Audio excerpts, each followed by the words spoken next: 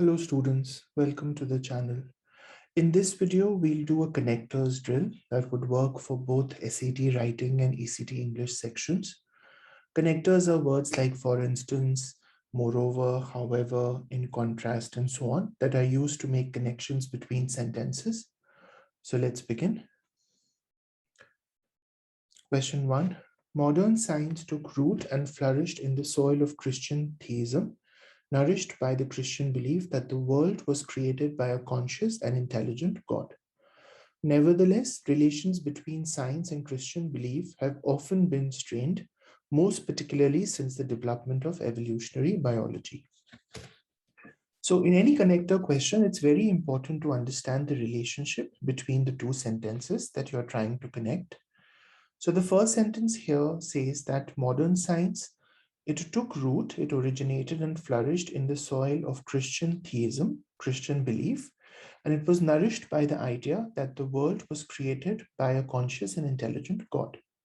So this sentence talks about a relationship between science and Christianity that's beneficial, that stems from science taking inspiration from Christian belief. The next sentence says relations between science and Christian belief have often been strained. So those relations that we were introduced to in the first sentence, those relations have been strained. They have not been the best, most particularly since the development of evolutionary biology. Because evolutionary biology and especially Darwin's doctrines say that man does not come from God. Man is not made in the image of God. Rather, man has come from ancestors, right? Which were animals, right? For example, chimps, monkeys, and so on. So that kind of led to a break between Christian doctrine and science. So I can see that the relationship between the two sentences is one of contrast, right? So nevertheless, which is a contrasting connector, actually makes sense here. So I like this. Consequently comes from consequence, which is to say the result of something. And the second sentence is not a result of the first one, right? So B is wrong. In this case is to kind of give an example of something. So again, that's not the relationship between the two sentences. So this is wrong. And in fact is used to stress something, right? For example, I wanted to attend your party. In fact, I had already purchased a gift for you, but I could not make it, right? So the sentence says, I had already purchased a gift for you, to kind of stress that, yes, I definitely wanted to come, right? So that impact is created with in fact. And that again is not the relationship I'm looking for here. So D is also wrong. So the best answer is option A, nevertheless. Question 2, the most useful chapter in the book discusses problem areas to address before starting an exercise regimen. Undoubtedly, it contains advice on improving sleep, hydration, breathing, and nutrition. Okay, so here I have two sentences that talk about a book, which is probably a book on diet or a book on exercise, because it talks about an exercise regimen. That's the most useful chapter in the book. And then I say it contains advice on improving sleep, hydration, breathing, and nutrition, right? So this line is kind of giving me more details, right, about this chapter of the book that was referred to in the first sentence, right? So it's the most useful chapter. It tells you what you need to do before you start an exercise program. And some of those things are improving sleep, hydration, etc. So this is more detail oriented. So undoubtedly doesn't really fit that context, because undoubtedly is used in the sense of being absolutely certain of something, right? For example, he's undoubtedly guilty of the crime, right? So that doesn't fit the context of the second line being more detail oriented than the first one. So I don't like A. Regardless is a contrasting connector, and these two sentences are not contrasting, so it's not B. Specifically is a good connector, right? I'm saying that this chapter is the most useful, and specifically, particularly, this part about the chapter is useful. The fact that it has advice on all of these things, right? So this is a good connector. And similarly is used when I'm trying to present a similarity or an analogy between two things. And that's not what I'm doing here. I'm talking about a particular piece of advice in the book that follows from the first statement. So D is not a good answer. The best answer is specifically. Question 3, there was a lot of reverse migration of workers and employees to villages and small towns during the COVID-induced lockdowns. Expectedly, there were no significant disruptions caused by such migration on the sales of consumer goods companies.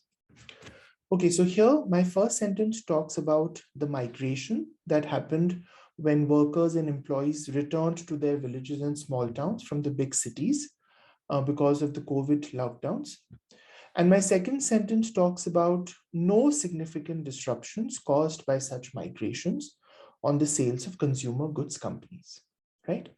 So I can see that the first sentence creates an expectation of all of these reverse migrations causing some sort of problem, some sort of trouble for consumer goods companies. But the second sentence says that there was no such problem, there were no significant disruptions. So the relationship between the two is one of contrast, right? The first one creates an expectation of disruption, and the second one says there was no disruption. So expectedly cannot be the right answer because expectedly is the opposite of what we are saying, right? It was not expected that there would be no disruptions, right? Disruptions were expected. So the fact that there were no disruptions cannot start with expectedly. So this is wrong. However is a good answer because however is a contrasting connector. There was a lot of migration. However, there were no significant disruptions. So I like B. Indeed is like in fact that it is used to stress something, right? So again, the second sentence is not stressing what is said in the first sentence. It is a contrasting sentence, so it's not C. And moreover is to kind of take the argument forward to give additional information. And again, that's not happening. The best option would be the contrasting connector, which is option B. Question 4, a tornado ripped through the family's backyard, bringing down much of the house with it. Bricks crumbled into pieces, trees snapped in half, and the top floor collapsed. Fortunately, no one was home at the time. Okay, so here I'm describing a tornado which wreaked havoc through a family's house. The bricks crumbled, the trees snapped, and the top floor collapsed. But there was nobody at home, so nobody was hurt, right? So there was a lot of damage to the house, but nobody was hurt.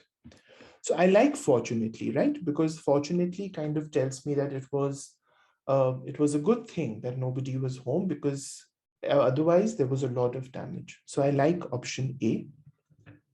Effectively is used in the context of something being true, even when it may not be officially acknowledged, right? For example, effectively, he is the person who runs the company, right? Which is to say that he may not be the official CEO of the company, but it is he who has all the power, right? So that doesn't make sense in this context because here I'm talking about a tragedy and how there was a good part in that nobody was injured, so it can't be B. Okay, furthermore is similar to moreover in that it is used to present an additional piece of information. But then I want to kind of bring out the difference between the loss to property and the fact that no lives were lost. So it's not the best connector. And finally is used when you're talking about a series of things and you want to talk about the final step in that series, right? So it doesn't make sense here because here I'm just talking about the two things, the damage to the house versus the fact that nobody was home. So the best answer is option A. Question 5. The basis for this week's good news on the climate front was not the cutting-edge development of a new sustainable fuel source. Therefore, it was a simple tweak to the amount of lead that goes into petrol processing. This might seem a humble achievement, but it significantly advances our mission to protect the planet. Okay, so the first line talks about some good news on the climate front, and it says that It's not some cutting edge development of a new sustainable fuel source, right? Because we all know that one of the chief aims of the climate movement is to come up with a sustainable fuel so that our reliance on fossil fuels can be reduced. But that's not what we are talking about. It is a simple tweak to the amount of lead that goes into petrol processing. So the good news comes from this simple change in the amount of lead that is used in petrol. And even though that seems to be a humble achievement, it is something that will significantly take forward our mission to protect the planet. So even as I'm reading it, I can see that there would be a contrasting connector that's required here, because I'm saying the basis is not the cutting edge development of a new sustainable fuel source, but a simple tweak to the amount of lead. So that but is kind of inbuilt when I try to join the two sentences. So it can't be therefore, because therefore is a cause effect connector. I use therefore when I'm talking about the result of something. So it's not that. Rather is a good answer, right? Rather is a contrasting connector. So I'm saying that the basis is not this, rather it is a simple tweak. So I like that. To that end is used when you're trying to talk about reaching a goal, right? So the players wanted to make sure that they qualify for the Olympics. To that end, they trained heavily at the gym every week. So to achieve that goal, they trained heavily at the gym, right? So again, that doesn't fit the context of what we are saying. And generally is used in the sense of like generally speaking, or in a sense of talking about the general state of things. And that's not a good connector here, because here I need something that expresses the contrast between the sentences. So it's option B. Okay, so that was a quick drill on connectors. Hope this exercise helped. If it did, hit like and subscribe to the channel. I will link to other such drills in the description box, which are useful for the writing section of SAT and the ACT English sections. Those include idiomatic drills, drills on word choice, word selection. So be sure to check those out. I'll see you guys in a new video soon. Take care. Bye-bye.